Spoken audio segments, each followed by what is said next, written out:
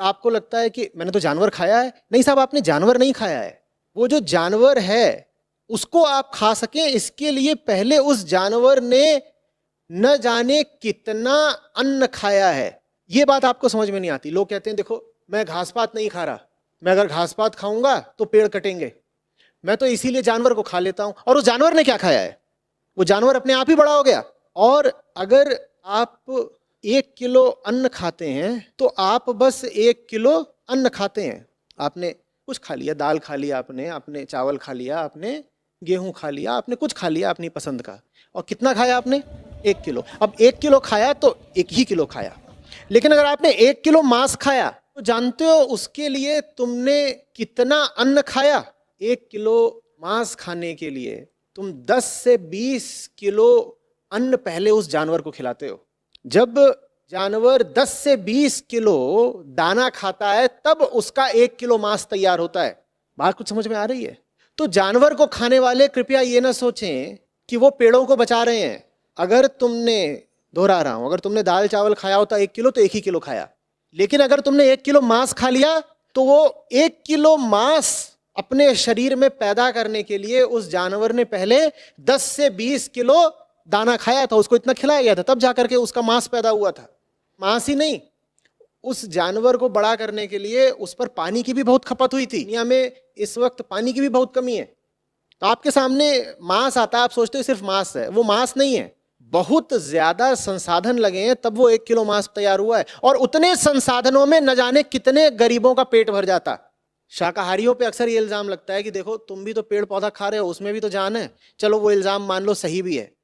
तो मांसाहारी ये तो बताएं कि तुम तो बकरा खा रहे हो, तो तुमने तो बकरे को भी मारा और बकरे ने जो कुंटलों पत्ते खाए, उन पत्तों की, उन पौधों की भी हत्या का इल्जाम तुम्हारे ही ऊपर है, क्योंकि बकरे को तो वो सब कृत्रिम रूप से खिलाए गए ताकि तुम बकरे को खा सको। बहुत ज्यादा लोग इस बात से परिचित ही नहीं है कि मांसाहार इस वक्त दुनिया की सबसे बड़ी समस्या है। कि इस पृथ्वी को तमाम तरीकों से जो समस्याएं लीले ले रही हैं उनका मूल कारण मांसाहार है। हम कहते हैं ना कि अरे अरे अरे जंगल से उड़ते जा रहे हैं।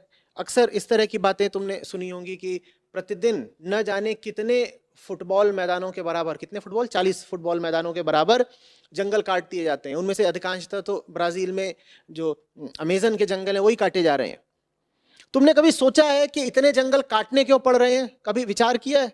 ब्राजील का ही उदाहरण ले लो, बताओ क्यों काटने पड़ रहे हैं? वो जंगल इसलिए काटने पड़ रहे हैं ताकि उन जंगलों को काटकर उस जगह पर खेती की जा सके। खेती क्यों की जा रही हो? खेती इसलिए नहीं की जा रही है कि वो वहां जो खेती की जाएगी उससे जो अन्न पैदा होगा वो शाकाहारियों के पास जाएगा। इस भ्रम में नहीं रहिएगा। वहां खेती की जाएगी इसलिए ताकि वहां से जो अन्न दाना निकले वो गायों भैंसों को खिलाया जाए और फिर उनको आप काट करके उनका मांस खा सके। वहां एनिमल फार्म चलते हैं।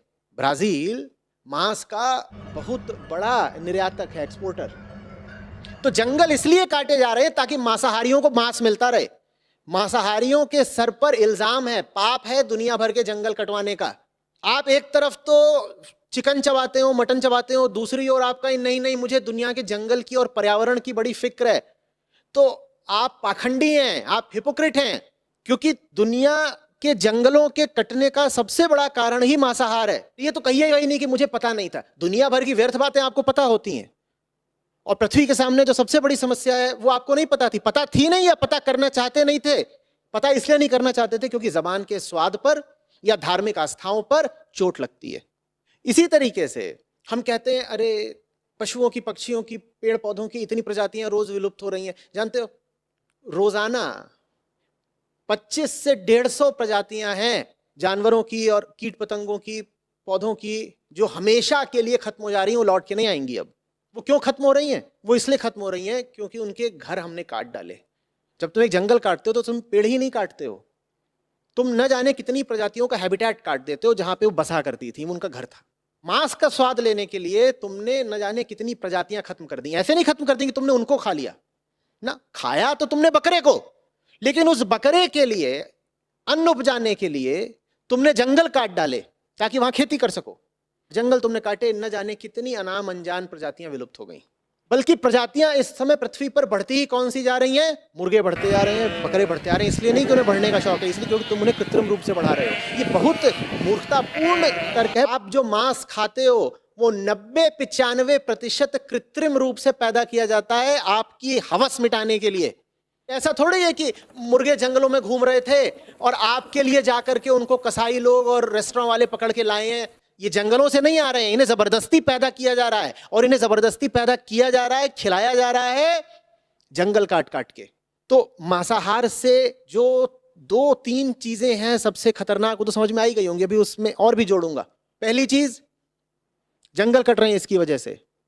दूसरी चीज, प्रजातियां विलुप्त हो रही हैं इसकी वजह से। तीसरी चीज, जितनी तुम इसको संसाधन दे रहे हो, जितनी जगह दे रहे हो एनिमल एग्रीकल्चर को, उसके अनुपात में मांस से न कैलोरी मिल रही है न प्रोटीन मिल रहा है।